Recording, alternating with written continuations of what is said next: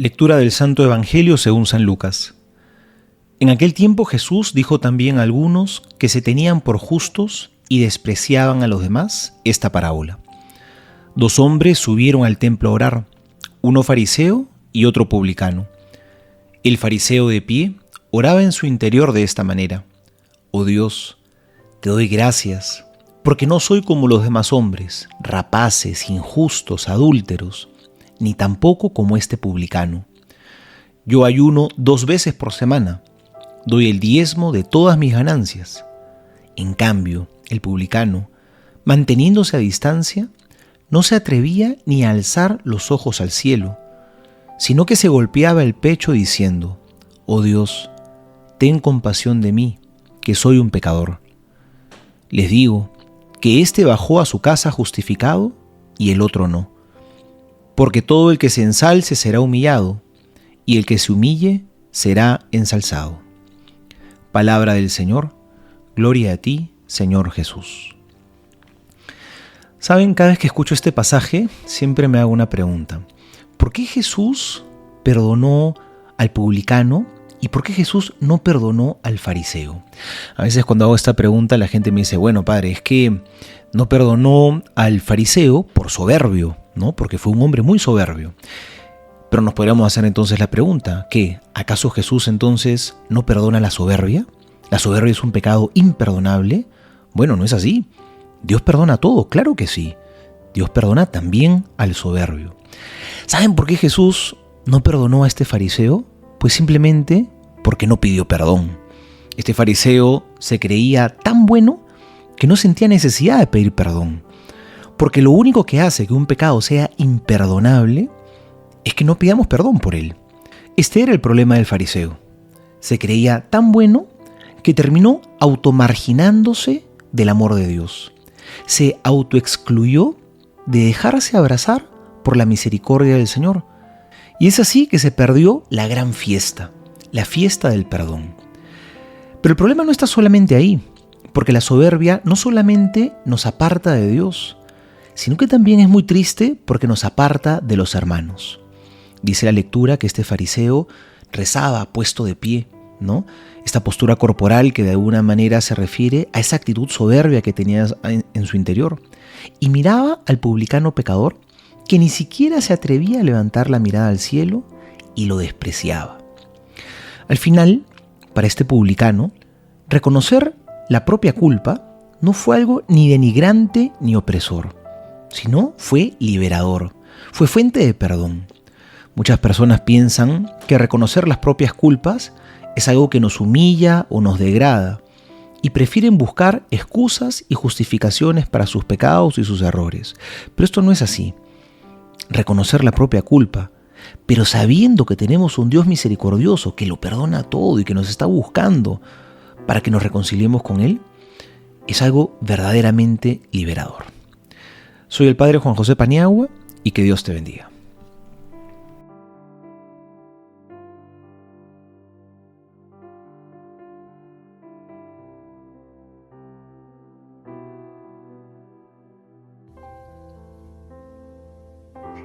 Hoy, 29 de marzo, la Iglesia conmemora a los santos Jonás y Baraquisio, mártires.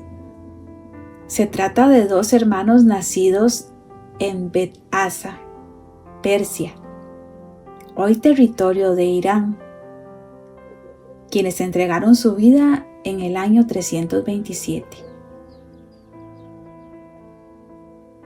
Homilías, comentarios y meditaciones desde la tradición de la Iglesia. Gregorio Magno.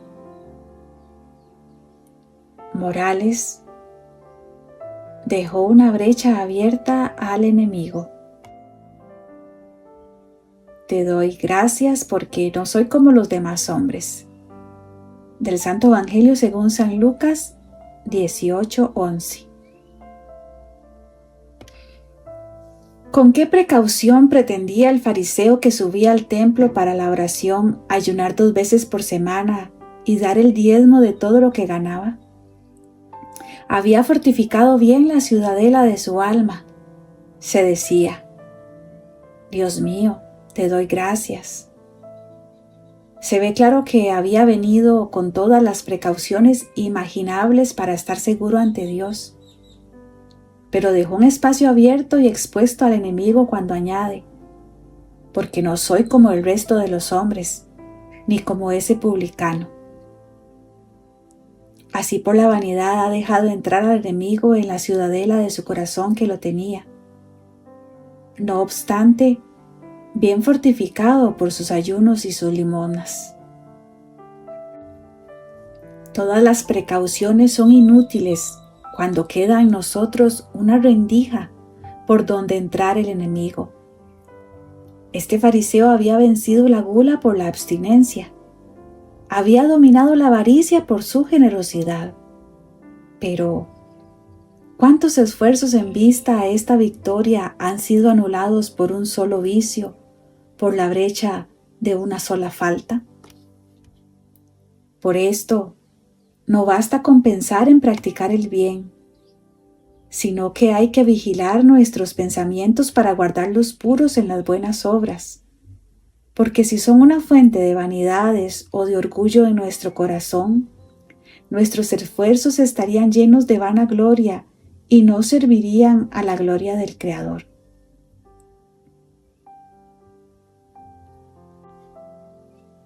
Padre Pío de Pietrelcina. Fundamento de la santidad. Ten piedad de mí, que soy un pecador. Del Santo Evangelio según San Lucas 18:13. Es importante que insistas en lo que es el fundamento de la santidad y el fundamento de la bondad. Quiero decir, la virtud de la que Jesús se presenta explícitamente como modelo: la humildad. La humildad interior más que exterior. Reconoce que tú eres verdaderamente una nada, miserable, débil, plagado de defectos, capaz de cambiar el bien en el mal, de abandonar el bien por el mal, de atribuirte el bien y justificarte en el mal, y por amor a este mal menospreciar a aquel que es el bien supremo.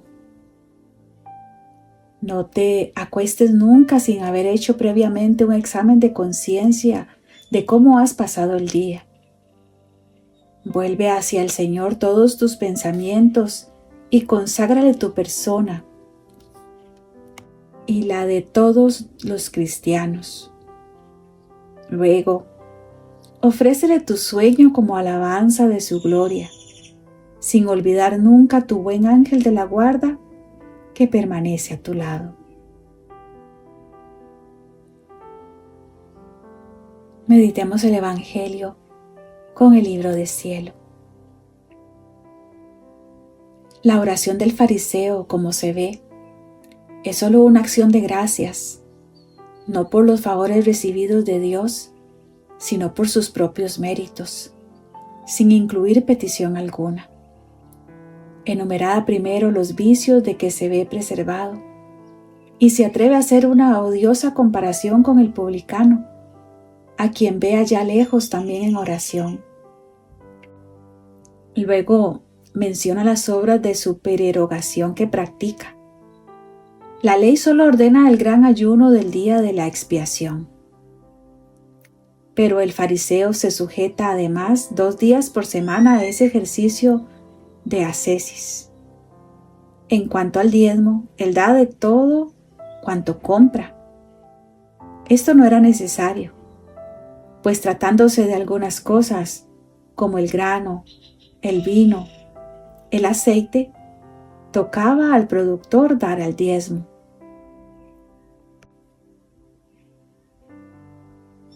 Volumen 13, noviembre 16, 1921. Hija mía, en el curso de mi pasión todas las otras penas hacían competencia entre ellas, pero una cedía el lugar a la otra, y se mantenían vigilantes para hacerme sufrir lo peor, para darse la vanagloria de que una había sido más dura que las demás. Pero las cuerdas no me las quitaron jamás. Desde que me apresaron hasta el Monte Calvario estuve siempre atado. Es más, agregaban siempre más cuerdas y cadenas por temor de que pudiese huir. Y para hacer más burla y juego de mí, cuántos dolores, confusiones, humillaciones y caídas me causaron estas cadenas. Pero debes saber que en estas cadenas había un gran misterio y una gran expiación.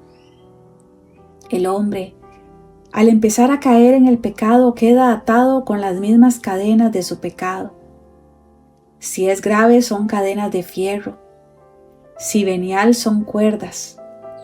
Entonces, si quiere caminar en el bien, siente las trabas de las cadenas y queda obstaculizado en su paso.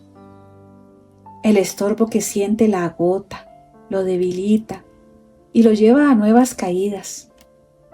Si obra, siente el impedimento en las manos y casi queda como si no tuviera manos para hacer el bien. Las pasiones, viéndolo tan atado, hacen fiesta y dicen: es nuestra la victoria. Y de rey que es el hombre lo vuelven esclavo de pasiones brutales. Cómo es abominable el hombre en el estado de culpa. Y yo, para romper sus cadenas, quise ser atado, y no quise estar en ningún momento sin cadenas, para tener siempre listas las mías para romper las suyas.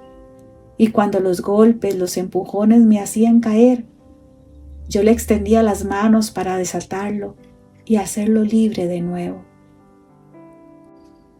Y nos dice Luisita: pero mientras esto decía, yo veía casi todas las gentes atadas por cadenas, que daban piedad, y rogaba a Jesús que tocara con sus cadenas las cadenas de ellas, a fin de que por el toque de las suyas quedaran rotas las de las criaturas. Volumen 27, diciembre 3, 1929. La santidad fundada en mi querer divino es sol, está en lo alto.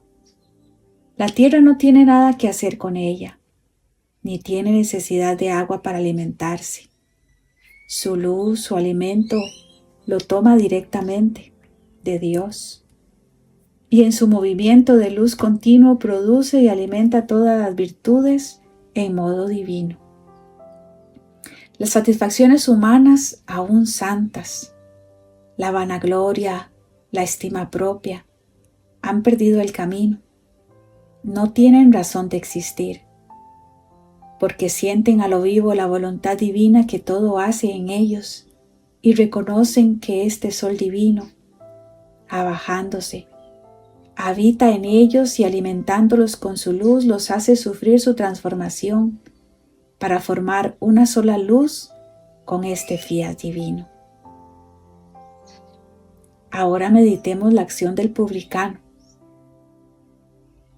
Al contrario del fariseo, permanece a lo lejos y no se atreve a levantar al cielo ni sus ojos ni sus manos, sino que en una actitud de dolor y de humildad se golpea el corazón, donde se fragua el pecado, expresando así su más profunda contrición. Para alcanzar la misericordia de Dios tendría que dejar su oficio que lo expone al pecado. Debería restituir, pero ¿cómo? ¿Cuánto y a quiénes? Por eso, solo deja brotar de su corazón esta plegaria. Oh Dios, ten compasión de mí que soy pecador. Su oración es el comienzo del Salmo 51, Salmo del arrepentimiento y del perdón.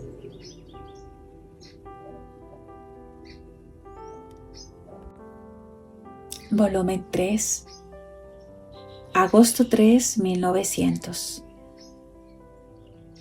Dios obra solo sobre la nada. Hija mía, ¿por qué me buscas fuera de ti, mientras que podrías encontrarme más fácilmente dentro de ti?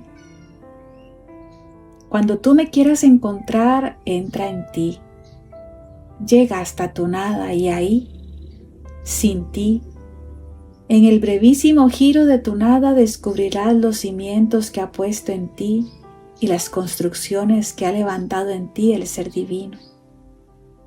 Esfuérzate y ve.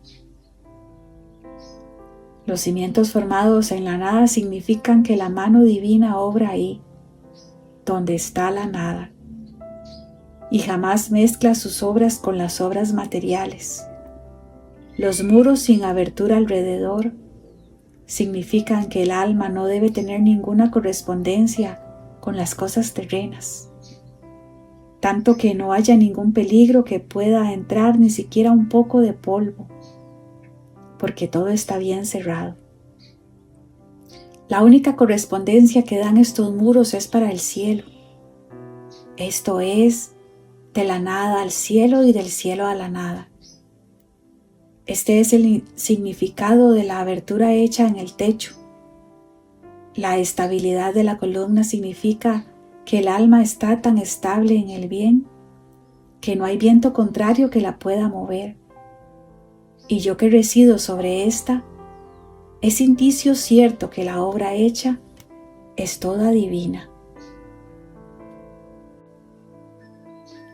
Volumen 1, sin fecha. Jesús le da a Luisa el verdadero dolor de sus pecados. Amado Jesús mío, dame el verdadero dolor de mis pecados, para que una vez consumados por el dolor y el arrepentimiento de haberte ofendido, puedan ser cancelados de mi alma y también de tu memoria. Sí, bien mío. Dame tanto dolor por cuanta osadía ha habido en mí al ofenderte. Es más, haz que el dolor supere cualquier afecto nutrido por el pecado, para que eliminado, es más, destruido por el dolor, yo pueda estrecharme más íntimamente a ti.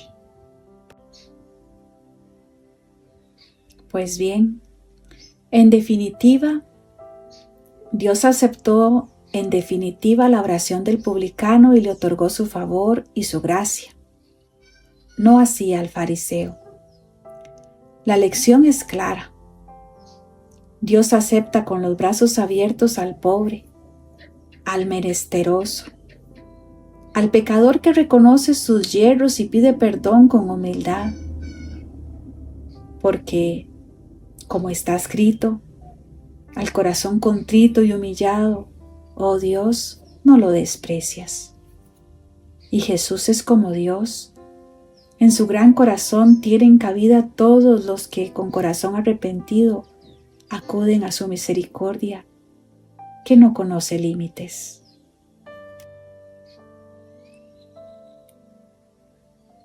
Volumen 25, enero 1 de 1929.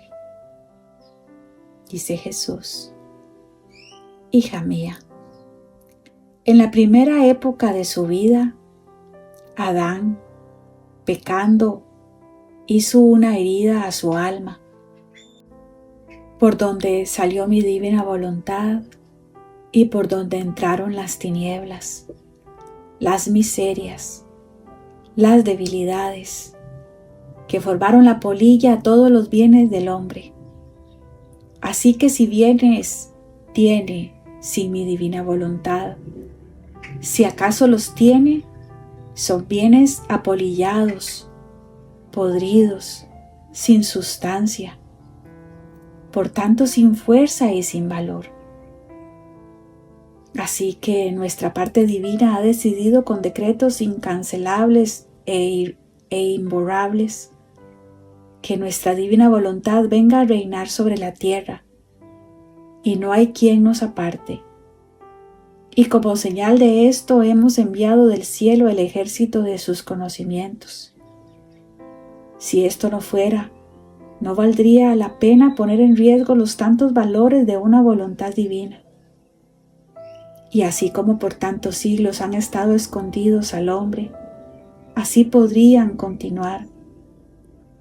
Ahora esperamos la parte de las criaturas, que tardan aún en decidirse, especialmente aquellos que difieren el ocuparse en hacer conocer los secretos de mi querer divino y el gran bien de sus conocimientos. Voluntad humana, ¿cómo me eres ingrata? Espero tu decisión para darnos el beso y darte el reino que te he preparado. ¿Y tú difieres aún? Hija mía, ruega, y por parte tuya no pongas ningún obstáculo a un bien tan grande, que será el desahogo más grande de nuestro amor. Gloria al Padre, al Hijo y al Espíritu Santo, como era en un principio, es ahora y siempre, y por los siglos de los siglos. Amén. Ven, ven divina voluntad, ven a reinar en nuestros corazones. Fiat.